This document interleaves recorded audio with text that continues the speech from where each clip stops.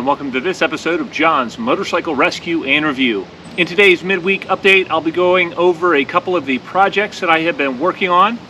Last week we had a lot of really nice weather, and so I used that as an opportunity to get a lot of stuff done on the different bikes in the garage. One of the bikes that I was working on was this 1982 GS1100G, and this is a long-term project for me. I've had it for quite a while.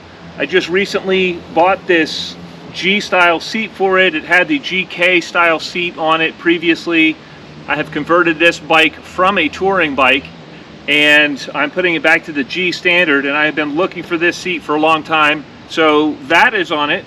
When I changed the seat out and was riding it, I noticed that the handlebars seemed like they were rotated a little bit far forward, and because this seat is a little bit flatter in profile and has a little bit more room, what I did was I went in and rotated my handlebars back a little bit, bringing them a little bit closer to myself, and with the bars a little bit closer, it works better with this seat.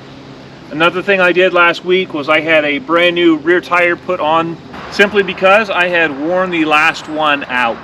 The final thing I did was I moved the fairing in the front down about ½ an inch, and I like the way that looks a little bit better. It gives the bike kind of more of a clean style to it. And I did, for the time being, remove the chrome rack. I have a luggage compartment that I can put on here. It's a quick release item, but I wanted the clean look without the rack, so I have gone ahead and removed that temporarily at least. And I just like the clean looks of this bike. I wanted to get some nice photographs of the bike in its clean form without the luggage rack and the top box on it. As I said previously, this is one of my long-term projects. I've had this for about 4 or 5 years now, and it is one of my favorite bikes to just get out and ride. It has a large gas tank. It's got great range to it. I can get over 175 miles on a tank of gas, and it's got the shaft drive. It has all sorts of torque and real-world power. I have updated the suspension, so the handling on this bike is really nice.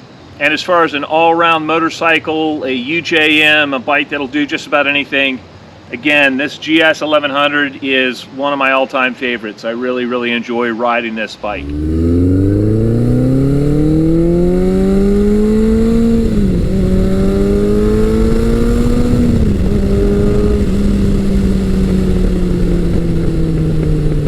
Another bike I've been working on is my 1978 KZ1000 LTD project. I've been working hard on that project to get the carburation dialed in perfectly, and I've been close for a long time. Last week I set all my float heights and realized a couple of those were actually pretty far off, and what that did was it completely ruined my baseline that I had as far as the carbs and the jets and everything else. So essentially, after setting the float heights, I had to start from zero again on getting the carbs dialed in as far as my jetting goes and my adjustments. So there is a level of frustration there at this point. I probably had the carbs on and off about 20 times last week. I was on the phone several times last week with Sudco talking about the VM29 carburetors and the setup on the KZ1000.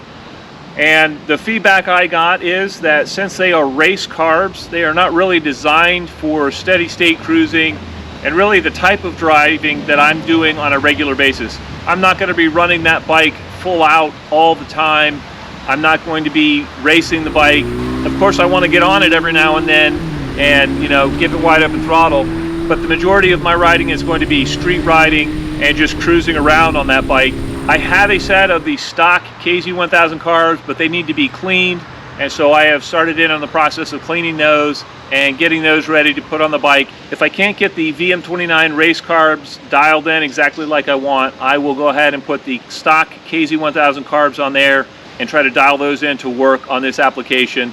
And again, I'm not looking for anything super fancy. I just want a bike that I can get on and ride, that I'm not having to be adjusting all the time.